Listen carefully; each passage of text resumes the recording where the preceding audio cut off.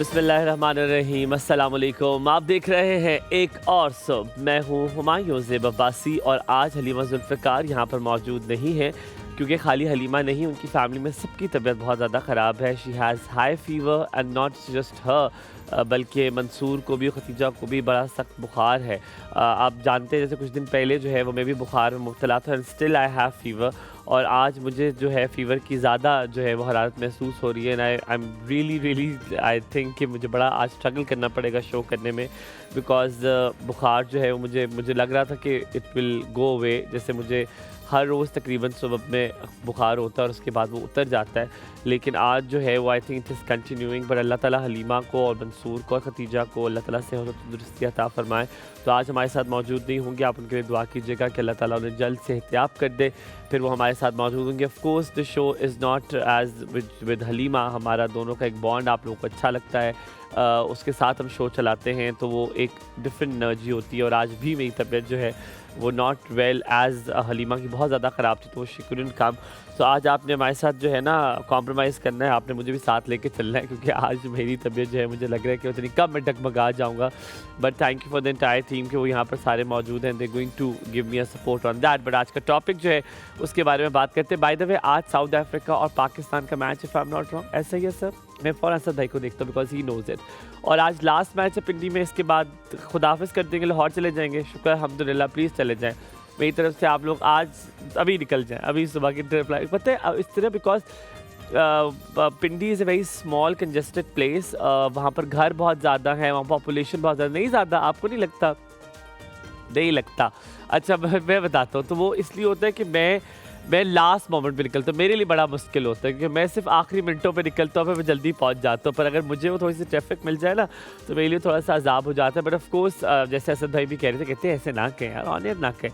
तो मैं आपको ये बात बताऊँ, हाँ, इंटरनेशनल क्रिकेट पाकिस्तान में आना बहुत ज़रूरी है और रावलपिंडी में इंटरनेशनल क्रिकेट आई है, दैट्स द बिगेस्ट थिंग। और इतनी सेफ क्रिकेट जो है वो हमारे पाकिस्तान में हो रही है, that's the biggest thing of course ever. पर हम तो कहते हैं ना, इंसान अपने बारे में ज़्यादा सोचता है, तो अपने बारे में इतना नहीं सोचना चाहिए क्योंकि मेरी तरह बहुत सारे लोग होंगे जो कह रहे होंगे यार ये क्या है, क्यों हो गया है। लेकिन आप माने कि आज सुबह मेरी मुलाकात हुई, मैंने देखा कि जो नवाज शरीफ पार्क है, जिसको अब शायद कोई और पब्लिक पार्क वही कहते हैं, नवाज शरीफ पार्क ही कहते हैं। तो जो नवाज शरीफ पार्क है ना, तो उसके बाहर जो है वो अच्छे खासे लोग थे जो टिकट खरीद रहे थे। उनको बताया जा रहा था कि टिकट ख़त्म हो चुकी है, इंटरनेशनल क्रिकेट मतलब ख़त्म हो चुकी थी, और कहते कि 12 बजे आपको टिकट मिलेगा, अगर हुआ तो खाली जगह हुई तो मिल जाएगी। तो everybody is very excited.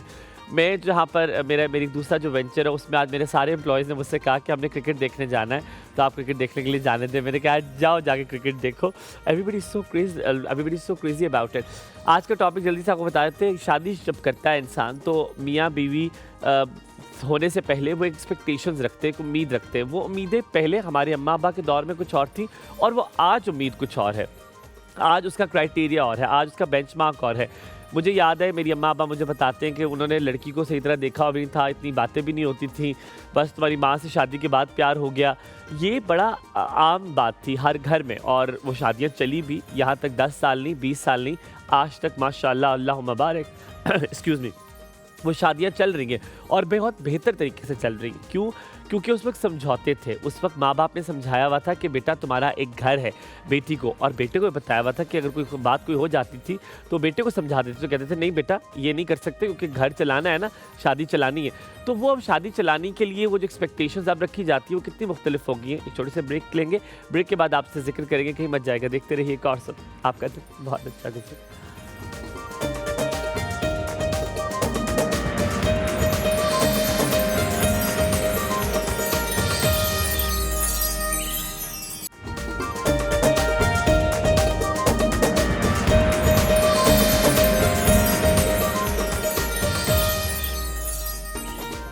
Welcome back after break. आप देख रहे हैं एक और सुबह। मैं हूं हुमायूं ज़ेब अब्बासी आपके साथ, and then we have of course right now हम आपकी मुलाकात भी करवाएंगे वेरी क्विकली। आज जैनब से मुझे कहा गया फौरन जैनब के पास जाए। अस्सलाम वालेकुम जैनब, वेरी गुड मॉर्निंग। अस्सलाम, गुड मॉर्निंग जी, क्या हाल है आपका? बिल्कुल ठीक नहीं, लग नहीं रहे स्टिल देयर, और अल्लाह ताला हम सबको सेहत दे। ये मुझे लगता है कोई मौसम चेंज होने के बाद से ना हर कोई, और सबसे पहले तो सबके गले खराब हो रहे हैं, उससे फिर अच्छा मेरा आई हेट दैट, मेरा गला नहीं खराब हुआ। अच्छा। मेरा गला अल्हम्दुलिल्लाह खराब ही नहीं हुआ, मुझे हुआ है डायरेक्ट, मुझे अच्छा बॉडी पेन भी इस तरह होता है कि मुझे मेरी बॉडी टूट भी नहीं रही होती, मेरी हल्की हल्की बॉडी में पेन होता है, मेरी आंखें जल रही होती है, मेरा सर दर्द कर रहा होता है, दैट्स इट, जो और कुछ भी नहीं। कल भी जब आप आई नीचे तो आप देख रही थी मैं कमर से अपना सर दबा रहा था, मेरा सर कमर के गोद में सर था और मैं कमर से कहते मेरा सर दबाया और दबाते दबाते वही सो गया मैं, क्योंकि मुझे इतना ज़्यादा दर्द था। अच्छा, आज का टॉपिक की तरफ आते हैं। ज़ैनब, मुझे बताओ कि व्हाट डू यू थिंक, जब अब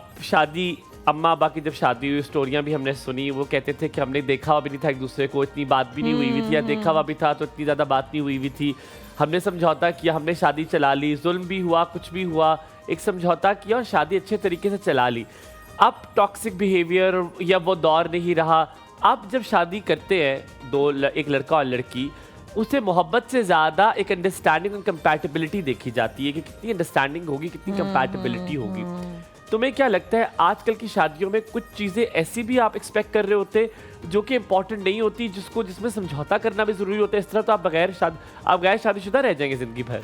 अच्छा, मैं इस चीज़ से देखूंगी, बहुत से लोग ऐसे हैं जिनकी अब एज ज़्यादा हो रही है और वो शादी नहीं कर रहे, और वो ये वजह है कि जी मैं आपकी बिल्कुल बात नहीं कर रही, आप बिल्कुल रुक गए मुझे, मैं बात भूल गई, मैं बात क्या कर रही थी। हाँ, वो आजकल कुछ मैं बात भूल गई, मैं क्या बात कर रही थी। नहीं, मैं लड़का लड़के दोनों की बात कर रही हूँ, मैं सिर्फ एक इंसान की बात नहीं कर रही, सिर्फ एक जेंडर की बात नहीं कर रही हूँ। इसलिए क्योंकि उनकी ये चीज़ ख्वाहिश होती है कि अच्छा पैसे वाला हो, घर बड़ा हो, अपना हो, तो लड़की माँ बाप भी कहते हैं हम शादी करेंगे।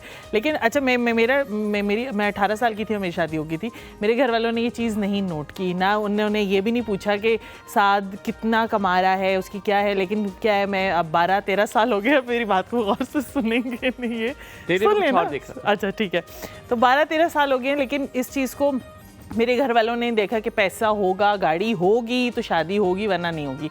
जो लोग मुझे लगता है कि इस चीज़ को देख के शादी करना चाहते हैं, वो फिर बैठे ही रहते हैं, वो फिर उनकी एज निकल जाती है और फिर उनकी शादी नहीं होती। देखो, बिल्कुल ठीक है। अच्छा, मुझे ये भी लगता है जब शादी की बात आती है, एक्सपेक्टेशन कुछ लोग ये होता है कि उन्हें लगता है जब उनके लिए सही वक्त होगा वो तब शादी करेंगे। That's not a wrong thing, I think। मुझे लगता है गलती है, लेकिन इतना इंतजार भी करना, सही वक्त आपको कभी भी नहीं लगता, आप कभी भी जिम्मेदारी नहीं उठाना चाहते। जैसे मैं कहती हूँ ये वाली एज में मेरी शादी होनी चाहिए थी और मैं उस वक्त के लिए रेडी नहीं थी, अब मेरी शादी होनी चाहिए थी। ये अच्छा, ये जो एक्सपेक्टेशन एक तो तुमने बता दिया, एक ज़ैनब, एक एक्सपेक्टेशन होती है आपकी दूसरे से कि यार बहुत डोमिनेंट है, वो तो हुक्म चलाता है, वो तो हर जगह पे, उसको अब तो घर पे भी हुक्म चलाता है, या वो लड़की बड़ी बॉसी है। अच्छा, लड़की को या लड़के को डरा भी देते हैं ना शादी से पहले, या तो रिश्ता हो जाता है या मंगनी या बात पक्की हो जाती है, तो देखा तुमने वो बैठा हुआ कैसे था, उसके घर वाले उसको किस तरह से ट्रीट कर रहे थे, वो पहली इतनी गुंजलों में चाय डाली भी नहीं उसने, डाली नहीं चाय। तो मैंने भी बहुत किया था, ये तो मैंने भी बहुत नोट किया था। तो ये चीज जो है वो बहुत मैटर करती है, फिर आपके अंदर ही बहुत सी गुंजलें चल रही होती हैं। छोटी छोटी बातों पे आप रिश्ते को ना कर देते हैं। बिल्कुल यही बात बोल रही हूँ कि इतनी गुंजलें हो जाती हैं उस लड़का लड़की के दिमाग में कि वो ये सोचने पे आ जाते हैं कि अच्छा ये रिश्ता आगे कंटिन्यू करना भी है या लेकिन ज़ैनब एक और एंगल है, आप कहते हैं फिर आपको ये भी लगता है कि वो अल्लाह ताला आपको साइंस, आपको लगता है कि वो साइंस से आपने उन साइंस को नोटिस क्यों नहीं किया? आप कहते हैं यार ये साइंस नजर आ रहा था, सब कुछ सामने नजर आता, रिश्ते वाले दिन हम नहीं नोटिस कर सके। आपकी मुलाकात करवाएंगे अपने मेहमान से भी, आपकी मुलाकात करवाते हैं हमारी जो गेस्ट है, शी इज़ एन एकेडमिशियन, वो एकेडमिया से उनका भी ताल्लुक है। नॉट जस्ट दैट, जो अकीला आसिफ साहिबा हैं वो राइटर भी हैं, मीडिया एनालिस्ट भी हैं, PhD इंटरनेशनल रिलेशंस किया हुआ है। आज उनसे जो हम बात करेंगे वो बात करेंगे बच्चों की शख्सियत साजी और करियर काउंसलिंग के हवाले से कि ये कैसे together we can do that, हम लोग साथ मिलकर कैसे कर सकते हैं। आइए मुलाकात करवाते हैं आपकी डॉक्टर अकीला आसिफ से, जो कि आज मौजूद है हमारी एक और सुबह की महफिल में। अस्सलाम वालेकुम doctor Akila, a very good morning to you. Please आइए बैठिए। वालेकुम अस्सलाम। प्लीज बैठिए। I think this is you welcome. I think this is the second time we are meeting, ये दूसरी बार थर्ड टाइम मीट कर रहे हैं। अच्छा, ये but I am missing Halima. अच्छा, वो हलीमा केला किया होगा एक आपने? हाँ, नहीं आप दोनों साथ साथ थे, वो दूसरी था। और पहली बार एमएस की बात हुई थी उसमें, मुझे बिल्कुल याद है, मैंने आपसे PhD की पूछ किया था। बिल्कुल, आपने बिल्कुल ठीक कहा। And thank you very much for coming again. आज आपसे शख्सियत और उसके बारे में बात करेंगे। How much time do we have कि तो टॉपिक की बात करें? ब्रेक 1 मिनट है हमारे पास, ठीक है। आपसे जल्दी से एक इनपुट लेंगे और उसके बाद will come back to you again on the same topic. मुझे बताएं, आजकल आपके मियाँ भी हैं, आपकी भी शादी चली, तब के शादी में इतनी उम्मीदें नहीं रखी जाती थी, इतनी उम्मीदें नहीं बांधी जाती थी, लेकिन अब उम्मीदें बहुत मुख्तलिफ किस्म की हैं। गाड़ी होनी चाहिए, घर होना चाहिए, ज़्यादा देखो बहनें ना हो, भाभियाँ ज़्यादा ना हो। ऐसी एक्सपेक्टेशंस रखकर आपको लगता है क्या ये मोहर लग जाती है कि जो आपकी शादी है वो अच्छी चलेगी? देखें, इस वक्त पूरी दुनिया में ना एक बड़ी तेज़ी से चेंजेस आ रही हैं, उसी तरह से रवायात भी चेंज हो रही हैं। ये जो आपने सारी बातें की ना, ये हमारी रवायती बातें हैं और मेरा नहीं ख्याल कि ये ज़्यादा देर इस तरह का कोई स्टेटस या इस तरह की जो एक्सपेक्टेशंस है वो चलेंगी। मैं समझती हूँ कि जैसे कि हमारे, क्योंकि बार बार ना वही पुरानी चीज़ें वापस आती हैं। तो जैसे कि अभी थोड़ी देर पहले आपकी ज़ैनब से बात हो रही थी तो उन्होंने भी यही बताया। तो मेरे ख़्याल में कि बहुत जल्द जो है ये लोग सोचना शुरू हो जाएंगे कि इस तरह की एक्सपेक्टेशंस पूरी करना बड़ा मुश्किल है कि इतने तोले जेवर डालें या गाड़ी लेके आएं या आप इतना घर जो है वो इतना बड़ा हो। अच्छा, या मैं आपसे वापस आऊँगा, इसी बारे में थोड़ी सी बात हम करेंगे। Zainab, what are you making today? आज हम बटर चिकन बना रहे हैं। बटर चिकन बना रहे हैं, वेरी गुड। चलो हम वापस आके जो है बटर चिकन जो है वो देखेंगे। आपके मजा आएगा, साथ रहिएगा।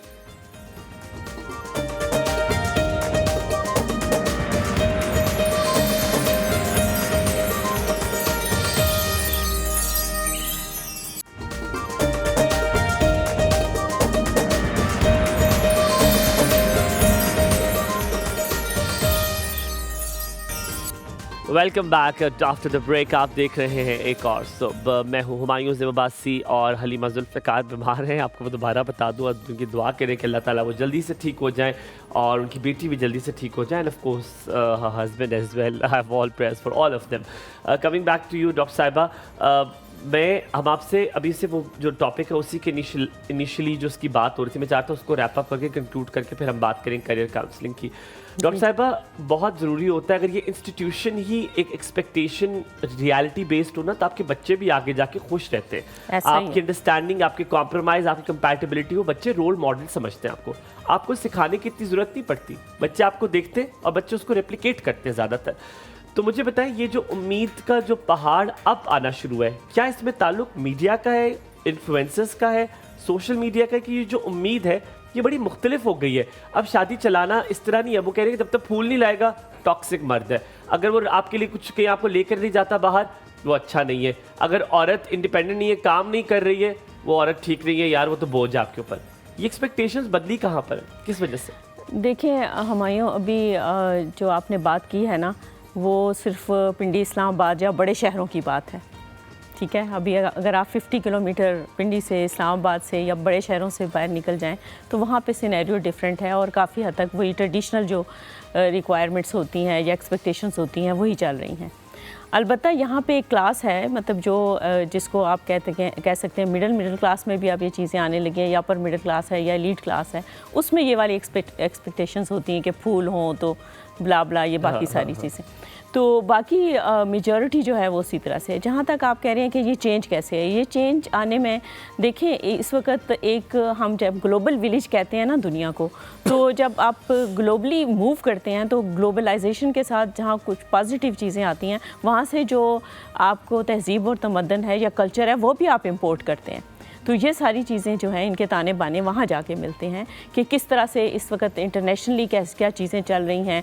फ्लावर्स जो है वेस्टर्न कल्चर में बड़े इंपॉर्टेंट समझे जाते हैं, वो हर मौके पे फ्लावर्स को जो है बड़ी वेटेज देते हैं। फिर उसके बाद हमारे पड़ोसी मुल्क में जो है वहाँ पे भी अब फ्लावर्स का जो है वो बहुत बड़ी लेविश किस्म की शादियों के मनाज़र और इस तरह की चीज़ें दिखाई जाती हैं।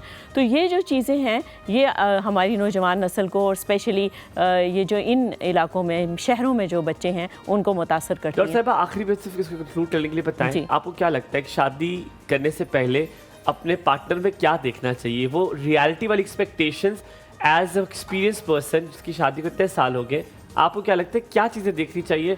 और शादी में वो सर्कल इम्पॉर्टेंट है, ये पॉइंट ज़्यादा इम्पॉर्टेंट है? देखें, एक तो बात ये है कि अगर तो हम बच्ची को खुद से हक देते हैं या जैसे एक्सपेक्टेशंस हैं, एक तो ये कि हर एक की अपनी पर्सनल इंडिविजुअल पसंद होती है, लेकिन अगर मेरा आप पर्सनल पूछते हैं तो मेरे लिए 3-4 चीज़ें बड़ी इंपॉर्टेंट है। एक तो ये कि जो ज़िम्मेदार हो, लड़का ज़िम्मेदार हो, ज़िम्मेदारी का मुजाहरा करे।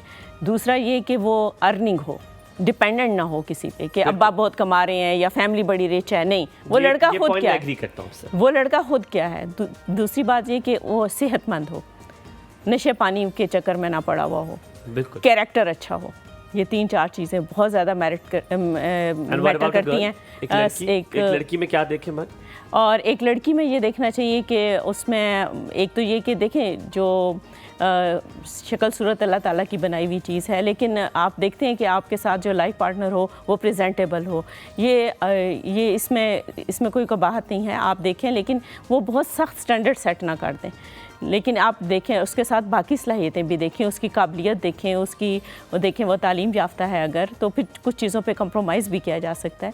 इसके अलावा कैरेक्टर इसमें भी बड़ा स्ट्रॉन्ग होना चाहिए। ये 3-4 चीज़ें जो हैं, सेहत अच्छी होनी चाहिए, ये 3-4 चीज़ें। आप मानती हैं पुराने बुजुर्ग कहते हैं कि बेटी का किरदार देखना है, बेटी को देखना, तो उसकी माँ का किरदार, उसकी माँ की बिहेवियर देखें तो आपको अंदाजा हो जाएगा बेटी कैसी होगी। मानती है इस बात को? जी बिल्कुल, मैं मानती हूँ। You totally agree with that? बिल्कुल, आई एग्री। क्योंकि सबसे पहले माँ को बेटी के लिए घर में रोल मॉडल बनना पड़ता है।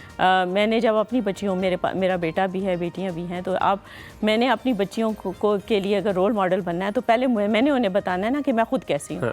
वरना मैं तो फिर उनको नसीहत नहीं कर सकती, उनको रोक नहीं सकती। मैंने उन्हें बहुत अच्छे टॉप के स्कूल्स में पढ़ाया है, और ये आप देखें कि वहाँ पे जो माहौल है उसमें से कैसे वो बच के निकली, इस वजह से कि उनको ये पता है कि हमारे घर में क्या रोल मॉडल क्या है हमारे घर में। ठीक है, अगर मैं खुद हर वक्त पूरा टाइम बैठ के फिल्म या हमें स्क्रीन टाइम मेरा बहुत ज़्यादा है, तो आप ये देखें कि फिर बच्चियों को आप कैसे रोकेंगे। मैं तो ऐसे नहीं करती, I am very practical women.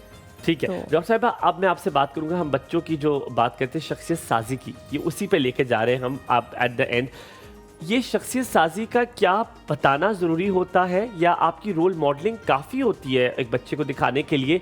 माँ बाप जैसे होते हैं रेप्लिकेट करते, पर नहीं, मैंने बहुत सारे ऐसे बच्चे भी देखे जो कि माँ बाप बहुत अच्छे होते हैं, लेकिन बच्चे आपको ऐसे होते हैं, आप कहते हैं यार इन माँ बाप के बच्चे। लेकिन कभी कभी इसका वाइस वर्सा भी होता है, माँ बाप आर सो डिफ़िकल्ट लेकिन बच्चे आगे से बहुत अच्छे होते हैं। तो क्या ये रूल जो है, थंब रूल है कि रोल मॉडलिंग ही ज़्यादा इंपॉर्टेंट है, वो गलत भी होती है?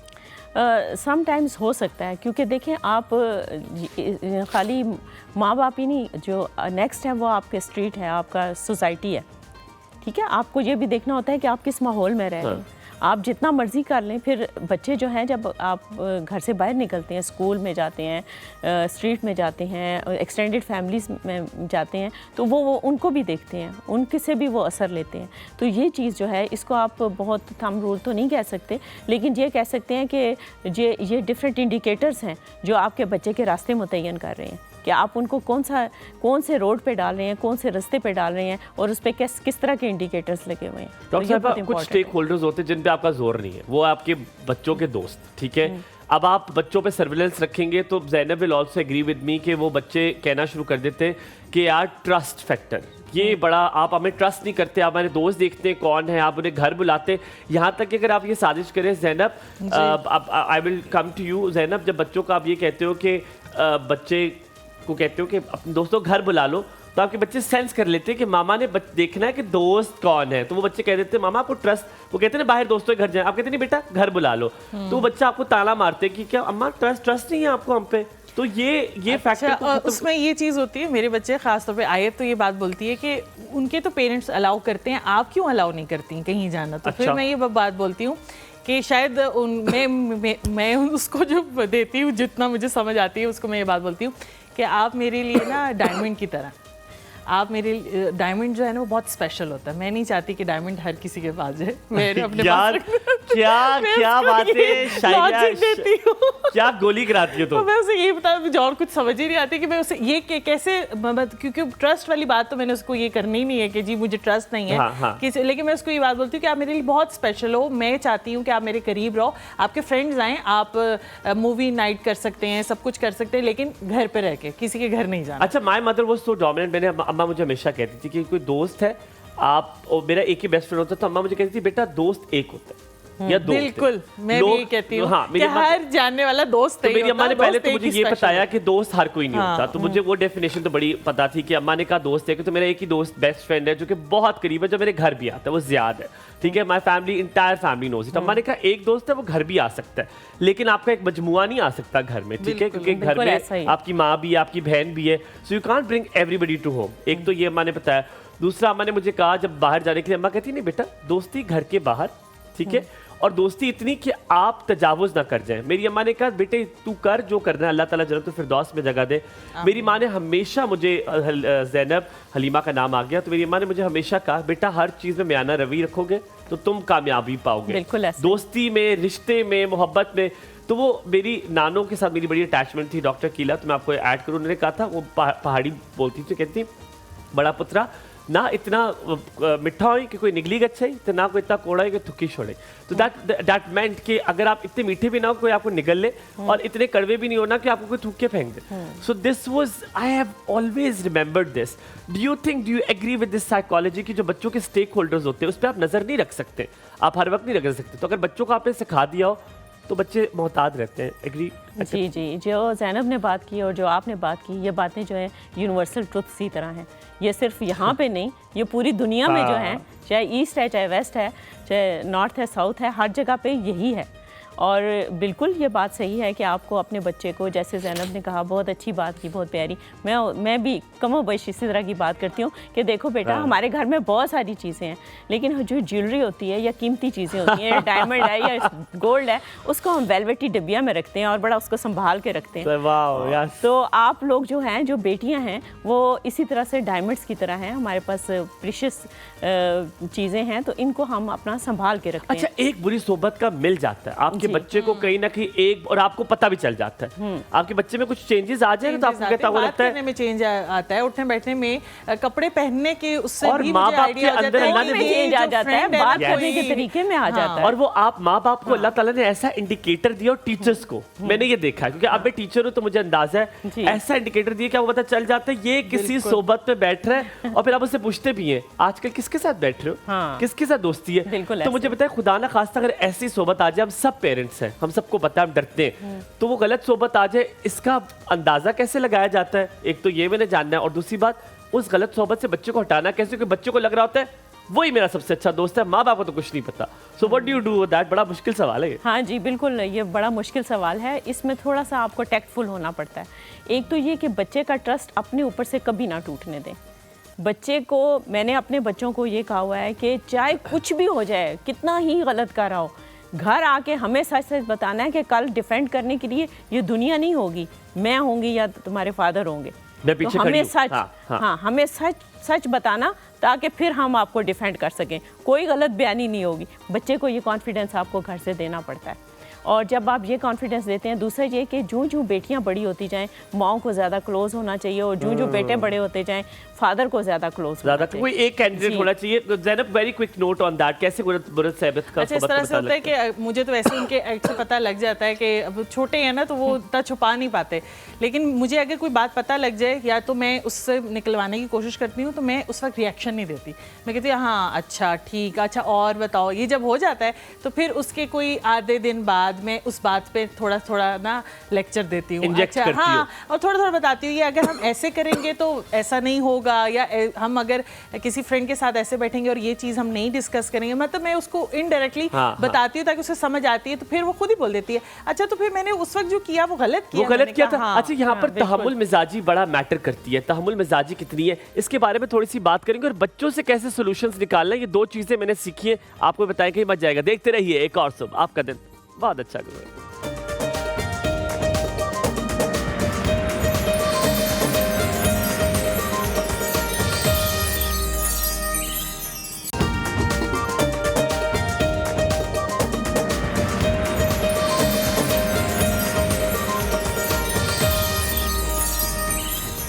Welcome back after break. आप देख रहे हैं एक और सुबह हुमायूं ज़ेब अब्बासी और हलीमा के साथ। आपको बड़ी जल्दी से बताऊं कि जब सबसे मुश्किल मुझे खाना पकाने में जो सबसे बड़ा मसला लगता है ना, वो सबसे बड़ा मसला होता है अदरक लहसन को छीलना और उसको कूटना। क्योंकि मैंने ज़िंदगी में जब भी छीला तो मेरे नाखून से अंदर घुस गया वो अदरक लहसन।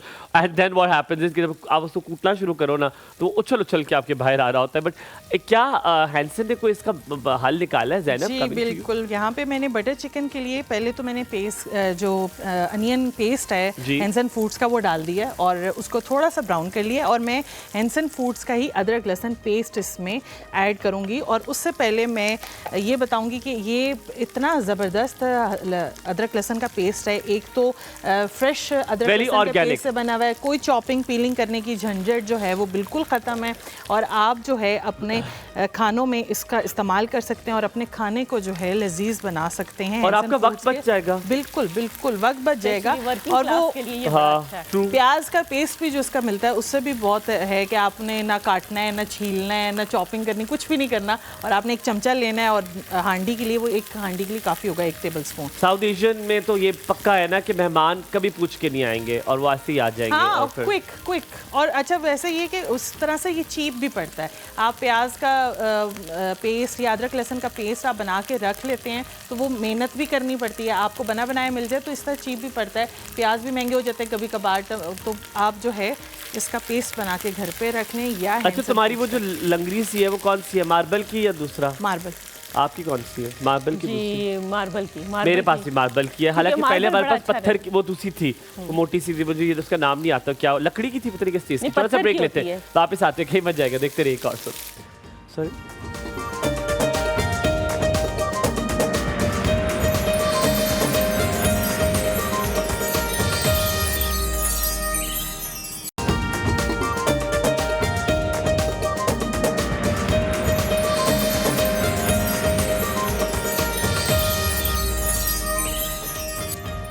Welcome back after break. आप देख रहे हैं एक और सो। इस ब्रेक से पहले जाने से पहले मैंने तहम्मुल मिजाजी के बारे में कहा था कि कैसे पेरेंट्स के अंदर तहम्मुल मिजाजी होना बहुत ज़रूरी है अगर आपने बच्चों के साथ दोस्ती करनी है, उनकी शख्सियत बनानी है।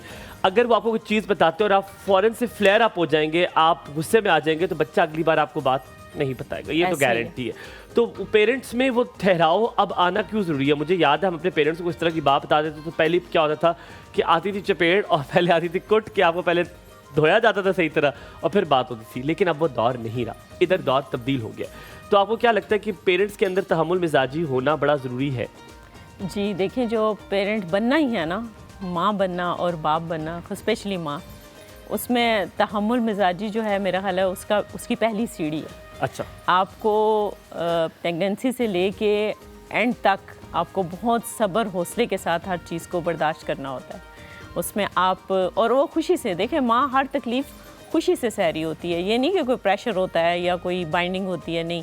अल्लाह ताला ने ये रिश्ता इतना खूबसूरत रखा है कि इसमें तहम्मुल जो है वो यानी जब आप माँ की डेफिनेशन करते हैं या बाप की डेफिनेशन करते हैं तो ऑटोमेटिकली वो एक इम्पॉर्टेंट इंग्रेडिएंट है इस फॉर्मूले का। तो ये जो है वो खुद ब खुद शामिल हो जाता है। हाँ, अलबत्ता उसका जो अभी जिस पर्सपेक्टिव में आपने बात की है कि हमारे जो मतलब दादा फादर भी मेरे बड़े काइंड थे, तो मैं तो उससे कहूँगी कि दादा के बारे में सुना है कि वो बड़े स्ट्रिक्ट थे, लेकिन फादर मेरे काइंड थे। ऐसा नहीं था कि बहुत ही ऐसी कोई बात हो कि आ गया तो छा गया, वो इस तरह की बात नहीं थी, बल्कि बड़े फ्रेंडली थे। और मुझे याद है कि मैं अपनी हर चीज़ अपने फादर से डिस्कस करती थी, कोई ऐसी चीज़ नहीं थी जो नहीं उनसे डिस्कस की। यानी जो बाहर गया वापस आया, जो अच्छा हुआ, अगर गलत भी कुछ हुआ तो वो भी आकर डिस्कस किया कि जी ये मुझसे गलती हुई, क्योंकि वो फ्लेक्सिबिलिटी हाँ, फ्लेक्सिबिलिटी है। और मदर भी मेरी बहुत तहम्मुल से बात सुनती थी और बड़े अच्छे तरीके से फिर वो उसका हल भी बताती थी। और इस तरह नहीं हल बताती थी कि फ़ौरन कोई रेडीमेड सोल्यूशन बता देती थी, बल्कि तरीके से जो उनका सुन लेना होता था और फिर आहिस्ता आहिस्ता बताना होता था, वो मुझे अभी याद है। और मैंने भी फिर जब अपने बच्चों को गाइड किया तो मैंने इन असूलों को जो है सामने रखा है।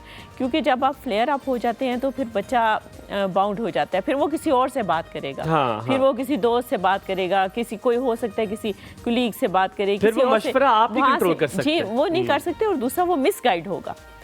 तो जो सबसे बड़ा जो अंदेशा होता है पेरेंट्स का कि वो अगर आप उसके साथ फ्रैंक नहीं हैं तो फिर बाहर जाके वो मिस गाइड होगा। और दुनिया में मेरा ख्याल है माँ बाप से ज़्यादा सिंसियर तो कोई नहीं होता। तो आमतौर पे तो यही है कि माँ बाप जितना बेहतर सोच सकते हैं बच्चे का के लिए वो कोई और नहीं सोचता। लेकिन then again, Zainab, I'll come to you and ask you about this तहम्मुल मिजाजी because you're also a parent. कितना ज़रूरी है तहम्मुल मिजाजी ज़ैनब आपके आने के लिए? गुस्सा भी आ जाता है कभी कि बच्चा ऐसी बात बताता है कि आप कहते हो यार इसको मैंने मना किया था और इसने फिर वही हरकत की है, लेकिन उसको भी कंट्रोल करने के अपने बच्चे को समझाना है। और क्या उसी वक्त बच्चे को डांट कर समझा देना चाहिए? चलो डांटो भी नहीं, उसी वक्त समझा देना चाहिए, नहीं जो तुम पॉलिसी इख्तियार करती हो कि आहिस्ता आहिस्ता इंजेक्ट करें? हाँ नहीं, मैं तो उस वक्त बिल्कुल भी कोई भी रिएक्शन नहीं देती, क्योंकि मुझे पता है मेरा रिएक्शन फिर बहुत बुरा है। वो फिर मैंने अगर शुरू होना है ना तो वो बच्चे ने इतना डर जाना कि नेक्स्ट टाइम उसने मुझे कुछ बताना ही नहीं है। तो मैं फिर वो आहिस्ता आहिस्ता से उससे बात करती हूँ, या तो फिर मैं साथ को बता देती हूँ कि इसने ये बात की है तो इससे फिर आप इस तरह से बात करें कि कोई स्टोरी मेकिंग करें और फिर उसको बताएं ताकि उसको समझ आए। मैंने और फिर कभी कभी होता है कि कुछ ऐसी बात होती है कि मेरे फेस पे आ जाता है कि ओके ये गलत है, तो वो रुक जाते हैं। ज़ैनब कहीं पे तो डांट कहीं बिजी हो के उनकी बात तुम दोनों से एक सवाल है, कहीं पे डांट और मार भी आती है कि ये नहीं वो बिल्कुल ट्रेंड खत्म हो गया? नहीं, कम से कम मैंने तो डांट तो आपको ज़रा सख्त लफ्ज़ या थोड़ा सा आपको अपना मूड जो है सीरियस रखना पड़ता है। अच्छा। लेकिन मार वाला ही बात नहीं है, क्योंकि मार तक नहीं पहुंची बात कभी। मार तक मैं मार की कायल अच्छा, मैं थोड़ा डिफरेंट साइकोलॉजी के साथ वापस आते कई बार जाएगा। आप बताइएगा मार प्यार दोनों में होना चाहिए कि नहीं, ये कॉम्बिनेशन देना चाहिए बच्चों को कि नहीं? आप कहीं मत जाइएगा, हमारे साथ रहिएगा, आपका दिन बहुत अच्छा गुजरे।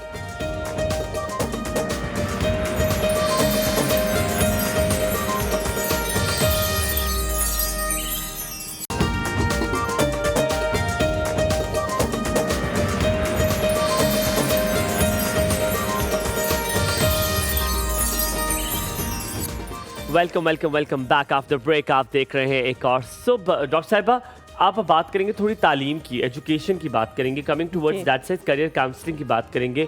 बहुत सारे बच्चे ऐसे होते हैं जो कि पढ़ते नहीं हैं, हालांकि उनमें पोटेंशियल भी होता है, कैपेसिटी भी होती है, दिमाग भी होता है, लेकिन वो बच्चे डिट्रैक रहते हैं। इन बच्चों को वापस कैसे लाया जाता है? कभी आपके बच्चों के साथ हुआ? जी, ऐसा है कि इस वक्त क्योंकि बहुत सारे रुझानात, बहुत सारी दिलचस्पियाँ, बहुत सारे फील्ड्स, बहुत सारे सब्जेक्ट्स, बहुत सारे कोर्सेज़ एक लाइक मशरूम्स जो है ना एक मैदान सजा है बच्चों के सामने। अब इसमें ज़रूरत है इस वक्त, क्योंकि वैसे तो ये कोई नई बात नहीं है, ये बहुत पुरानी बात है। कैरियर काउंसलिंग का जो की टर्मिनोलॉजी है ये बहुत पुरानी है, बल्कि 19वीं सदी के शुरू में फ्रैंक नामी एक शख्स था जिसने सबसे पहले कैरियर काउंसलिंग की बात की थी यूरोप के अंदर।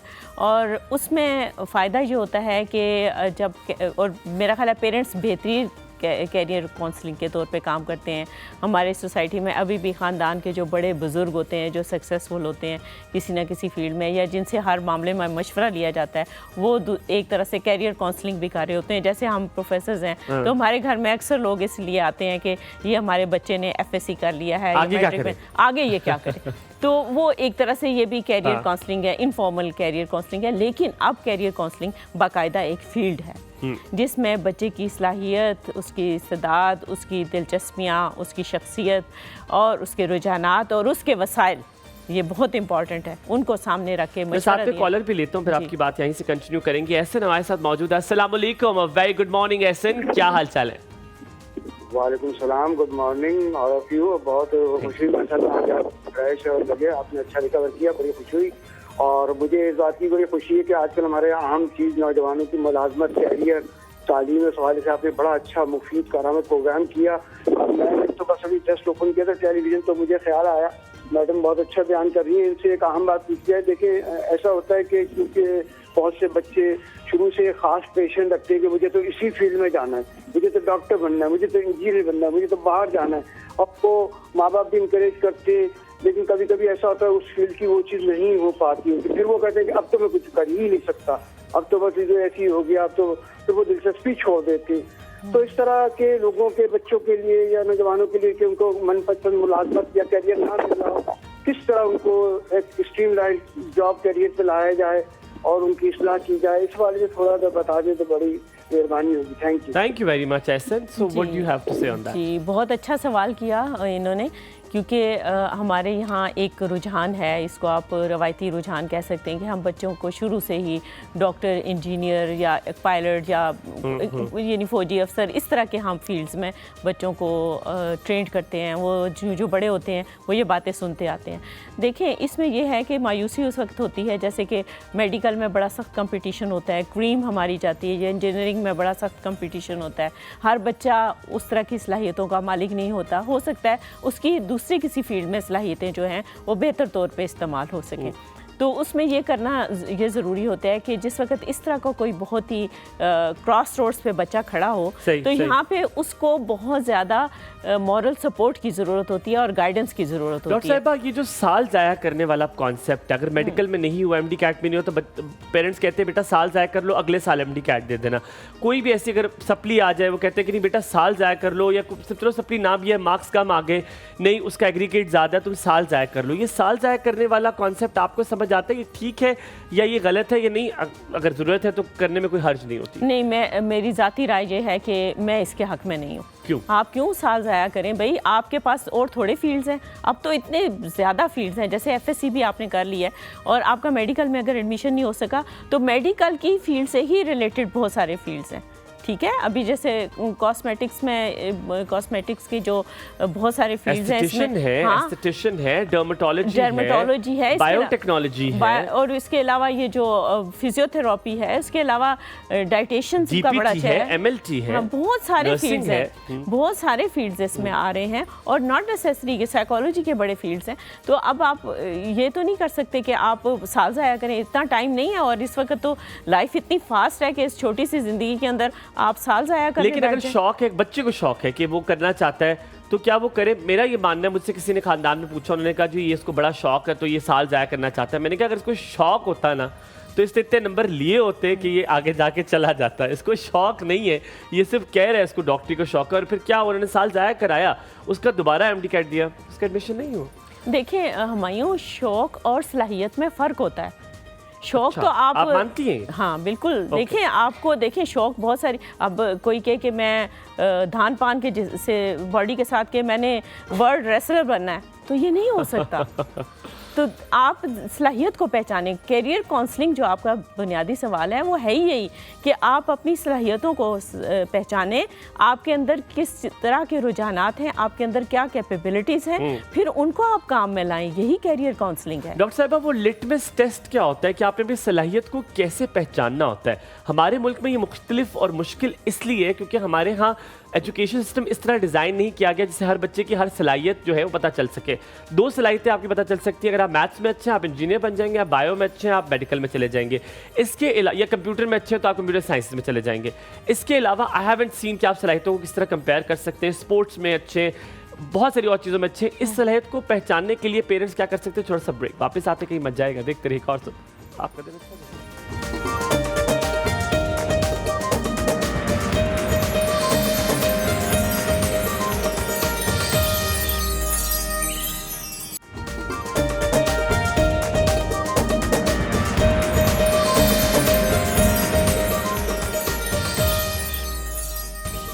Welcome back after break. आप देख रहे हैं, एक और सब थोड़ी सी टेंशन सी मुझे हो गई है आसिफ साहब ने और डॉक्टर अकील ने मुझे थोड़ा सा डरा सा दिया है। But coming back to you doctor साहिबा, मुझे एक बात बताएं कि व्हाट हैपेंस, ये लिटमस टेस्ट क्या है इसका, कि सलाहियतें कैसे पता लग सकती है? क्योंकि आजकल के स्कूल्स में इस तरह नहीं आप बता सकते इस बच्चे की कैपेसिटी क्या है और सलाहियत क्या है।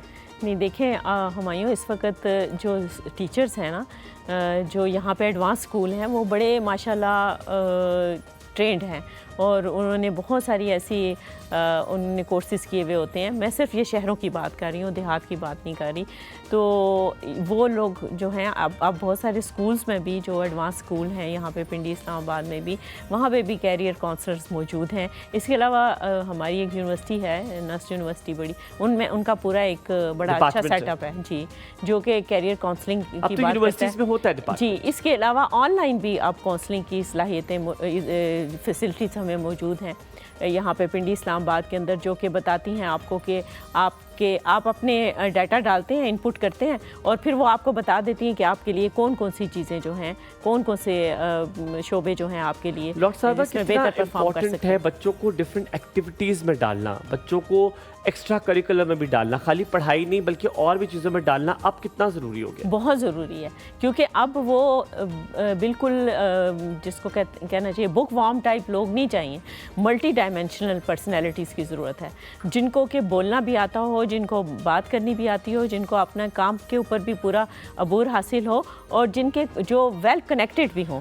ये सिर्फ एक चीज़ से आप कामयाबी तक नहीं पहुंच सकते। कामयाबी के ज़ीने जो हैं वो सर करने के लिए आपको मल्टी डायमेंशनल होना पड़ता है और बच्चों में ये सलाहियत होनी चाहिए और वो बचपन में से ही जब आप करेंगे, ट्रेन करेंगे उनको, तो तब वो आएगी। इस तरह से नहीं कि ऑल ऑफ सडन जो है आपके जी अभी ये स्कूल से या कॉलेज से या यूनिवर्सिटी से फारिग होगा तो फिर हम फिनिशिंग स्कूल कोई ले आएंगे जो उसकी ट्रेनिंग करेगा, तो ऐसा नहीं है। ऐसा नहीं होता। जी। हमारे साथ कॉलर मौजूद है नादिया। अस्सलाम वालेकुम, वेरी गुड मॉर्निंग नादिया, क्या हाल चाल है?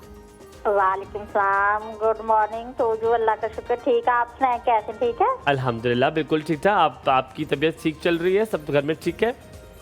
हाँ जी, अल्लाह का शुक्र। कल की तो बहुत ही ठीक हो गई है। अच्छा नादिया, मुझे एक बात बताओ, आजकल लोग शादी करते हैं तो क्यों सोचते हैं कि लड़के के पास जो है वो इतना बंगला होना चाहिए, उसके पास ऐसी गाड़ी होनी चाहिए, इतना कमाना होना चाहिए? पहले पहले तो ऐसे नहीं होता था, क्या ये देखना चाहिए? पहले नहीं था होता, मगर इंसान फिर भी खुश होते थे। आजकल सब कुछ होने के बावजूद इंसान खुश नहीं है। मुझे बताओ, तुम्हारे भाई की जब शादी हो रही थी तो पूछ रहे थे वो कि कितना कमाता है, गाड़ी है कि नहीं, घर अपना है कि नहीं, कितनी बहनें हैं? नहीं, हर कोई पूछता है। तो तुम लोगों ने क्या बताया, कितनी गाड़ी है, कितने बंगले हैं, क्या है, बहन का क्या सीन है? हमने सब सब सच सच बता दिया। तो सच क्या है हमें भी बताओ ना, हम भी वो सच सुनना चाह रहे हैं। जो भी है वो सच सच बताया। जो गाड़ी वो है आपके साथ हमें बताओ, हम भी तो देखे ना भाई, हमें पता चले। गाड़ी ली नहीं है, गाड़ी ली नहीं है, गाड़ी बताया तो था, एवरेज डब्बा ली है, बताया अच्छा था ठीक है, घर अपना है उनका भाई का? ना। हाँ, घर अपना, ये न्याबरा है जिधर शिफ्ट हुए हैं, माशाल्लाह। बताया। ठीक है, बहनें कितनी है भाई की? भाई की बहन 3 बहनें हैं, 4 भाई हैं, माशाल्लाह।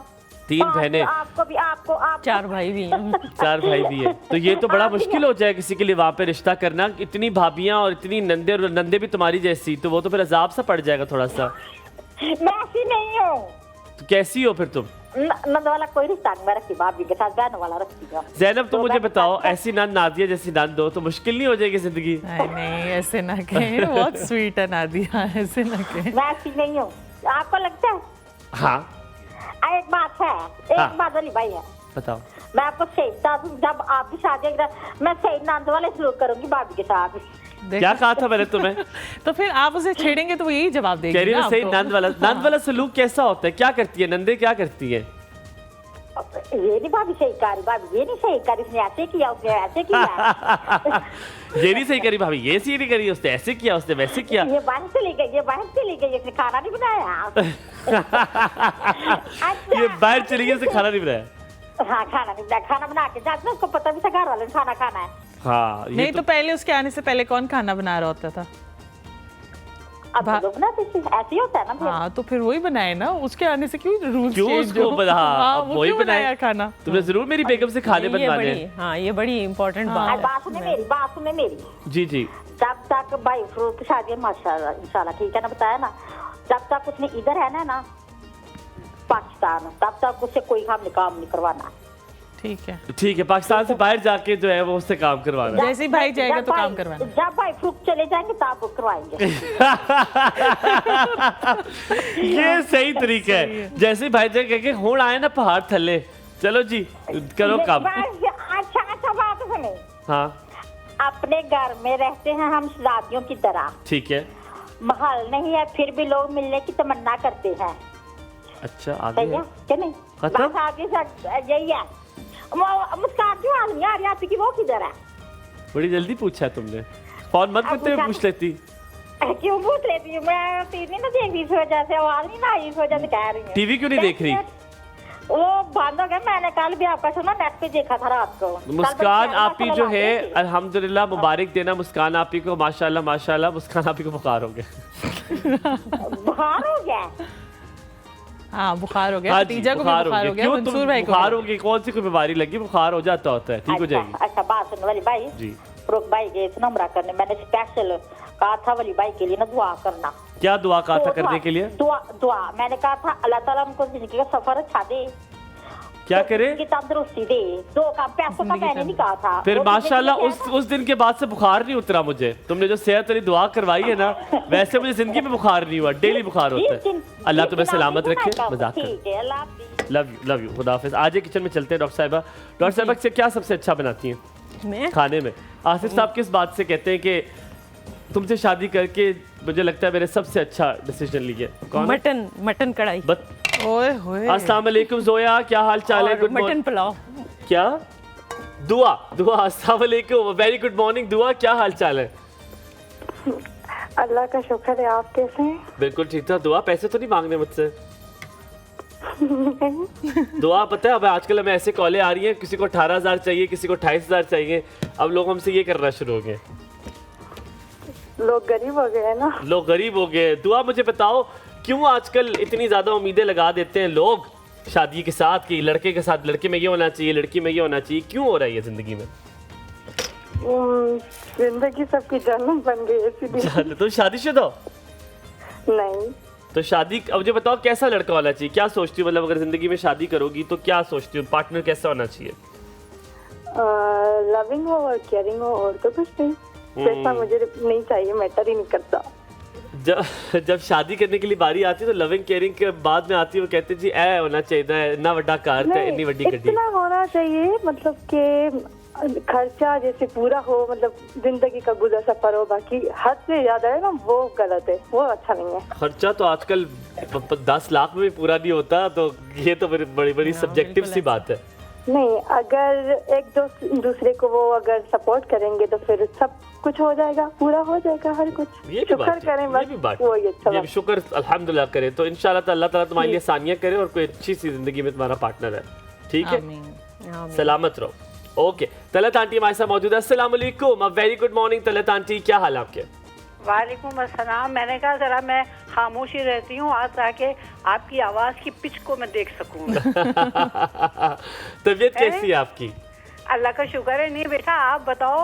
मैं तो खैर सुबह से प्रोग्राम देख ही रही हूँ मैं जी, और बड़ा अच्छा प्रोग्राम है। Thank you. और बड़ी अच्छी मतलब बड़ी पॉजिटिव गुफ्तगू चल रही है, अल्लाह एक सलामत इंटेलेक्चुअल रखे। गुफ्तगू भी है। मतलब ये कि इतनी अच्छा लग रहा है सुनकर के। जो आपके मेहमान को मेरा बहुत सलाम कहिएगा, वालेकुम जो अस्सलाम। अपनी राय का जो वो इजहार और अपने ख्यालात का इजहार कर रही हैं। और सबसे बढ़कर के जो जैनब ने जिस तरह की गुफ्तगू की है, जी जी जी, भाई बहुत उसको मेरी शुक्रिया। तरफ से बहुत मुबारकबाद देना। खैर मुबारक। तलत आंटी आपसे एक सवाल है। अब पहले नहीं उम्मीदें नहीं नहीं, वो सवाल नहीं कीजिएगा, मैं दूसरी बात कर रही हूँ। आप दूसरी बात कर लें। अब वो आपको पता है मैं इन सवालात के जवाब नहीं देती हूँ मैं। अच्छा आप ये बताइए कि आपकी तबीयत कैसी है? तलत आंटी मुझे डेली सुबह में बुखार होता है, फिर 1-2 घंटे रहता है, फिर खत्म होता है, फिर होता है। तो अल्लाह करे बस अल्लाह ताला नहीं सेहत दे। बहनी, आप जरा बहुत ख्याल रखिएगा, क्योंकि देखिए मेरा भतीजा जो है ना, हमने उसको पूरा रेस्ट करवा के ऑफिस भेजा है हमने। बस ये रेस्ट इनसे कहे ना। हलीमा का क्या हाल है? हलीमा को बुखार है, उसके शौहर को बुखार है, उसकी बेटी को बुखार है। अल्लाह ताला देखिए उन्हें ना, जल्दी अब सेहत अब तीनों जो है ना, मेरा दिल बड़ा उदास हो रहा था। दे। ओह, नहीं ना, हलीमा को अल्लाह मियां आमीन, अल्लाह ताला आमीन, सेहत आमीन, तंदुरुस्ती दे। आमीन, आमीन। और जाहिर है वो बच्ची को भी देखना होता है। आमीन, true, और एक very बड़ा true। माँ का एक बड़ा रोल होता है बड़ा। बिल्कुल ऐसी बात है, मतलब बिल्कुल माँ ऐसी। का रोल ये होता है कि वो सिर्फ उसकी वो देखभाल जो है हर उम्र का अपना एक तकाजा होता है। बेशक बेशक। मतलब इस वक्त उसको अपनी माँ की उसकी ज़रूरत है। और दूसरी बात ये है कि अल्लाह ताला ने कुछ ऐसी चीज़ रखी है कि माँ अपनी तकलीफ सह लेती है, लेकिन बच्चे को औलाद की तकलीफ नहीं नहीं सही होने जाती। देती, बिल्कुल नहीं होने देती। और अल्लाह ताला यहाँ तक आंटी आपको ये- सलामत रखे। देखिए मुझे अपने सब लोगों को अपनी तरफ से मेरी तरफ से दुआ कहिएगा। इंशाल्लाह। और इनके लिए सबके लिए बहुत दुआ है, हलीमा की बच्ची के लिए और आमीन, उनके मियाँ के आमीन। लिए, क्योंकि अभी मैंने सुना उनके हस्बैंड की भी तबीयत सही नहीं है। जी जी जी जी जी, नहीं, अल्लाह ताला उनको और सेहत दे। कहिएगा बहुत ख्याल रखें। Thank you. और सलामत है ये तलत आंटी, अल्लाह आपको खुश रखे। हमारे पास टाइम कम है, जल्दी से बताएं रेसिपी क्या है, किस तरह बनाया अच्छा, आपने? रेसिपी के लिए जो चिकन है उसको मैंने मैरिनेट कर लिया था। दही उसमें आधा कप डाला था, लाल मिर्च पाउडर हस्बे जायका, नमक हस्बे जायका, हल्दी पाउडर जो है आधा चाय का चम्मच, धनिया पाउडर 1 चाय का चम्मच और गरम मसाला आधा चाय का चम्मच, लेमन जूस 2 खाने के चम्मच और चिकन बोनलेस है आधा किलो मैंने यूज़ किया। इसको मैरिनेट करके आपने पका लेना है इतना कि इसका जो पानी है वो ड्राई हो जाए। और फिर तेल 2 खाने के चम्मच लेने हैं, मक्खन 3 खाने के चम्मच लेनी है, दालचीनी 1 अदद, सब्ज़ इलायची 2 अदद, प्याज जो है आपने साबुत यूज़ करना है 4 पीसेस करके 1 अदद, अदरक लहसुन का पेस्ट 1 खाने के चम्मच और सब्ज़ मिर्च 3 अदद, टमाटर 1 कप आपने इसमें डालने हैं। और उसके बाद ज़ीरा, जायफल, पेपरिका पाउडर, चीनी और इनको जो है आपने ब्लेंड कर लेना है, पेस्ट सा बना लेना है। और उसके बाद आपने इसको जो है पकाना है और फिर आपने चिकन ऐड कर देनी है और आखिर में क्रीम, दूध और पानी जाएगा। और कसूरी मेथी ऑप्शनल है, अगर आप ऐड करना चाहें तो आप ऐड कर सकते हैं। परफेक्ट। हम यहाँ पे थोड़ा सा ब्रेक लेंगे, ब्रेक के बाद वापस हाजिर होंगे, कहीं मत जाएगा। देखते रहिए कोर्स, वापस आएंगे। एक आखिरी सवाल जो है वो डॉक्टर साहबा की तरफ लेकर चलेंगे, आप कहीं मत जाएगा, हमारे साथ रहेगा। आपका दिन बहुत अच्छा गुजरे।